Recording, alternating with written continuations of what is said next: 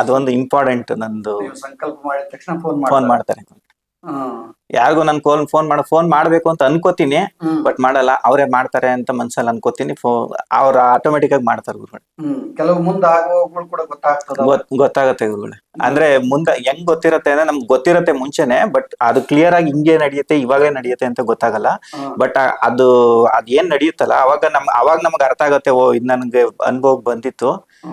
ನನ್ಗೆ ಆಶ್ಚರ್ಯ ಆಗಲ್ಲ ಅದ್ರಿಂದ, ನಡೆದಿರೋದ್ರಿಂದ ನಡೆದಿರೋ ಘಟನೆ ಆಶ್ಚರ್ಯ ಆಗಲ್ಲ.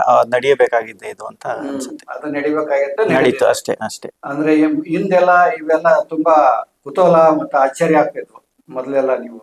ಮೊದ್ಲೆಲ್ಲ ಭಯ ಆಗೋದು ಗುರುಗಳೇ. ಏನಾರ ಒಂದ್ ನಡೀತು ಅಂದ್ರೆ ಭಯ ಆಗೋದು. ಈಗ ಏನ್ ಮಾಡೋದು, ಈಗ ಇಂಥ ಪರಿಸ್ಥಿತಿ ಸಿಗಾಕೊಂಡ್ಬಿಟ್ಟೆ, ಈಗ ಮುಂದೆ ಏನು ಹಿಂದೆ ಏನು, ಈಗ ಅವ್ರೇನಂತಾರೆ ಇವ್ರೇನಂತಾರೆ ಅಂತ. ಇವಾಗ ಆತರ ಯಾವ್ದು ಯೋಚನೆ ಇಲ್ಲ. ನಡಿಬೇಕಾಗಿತ್ತು ನಡೀತು, ಆಗ್ಬೇಕಾಗೋದು ಆಗತ್ತೆ ಅಷ್ಟೇ.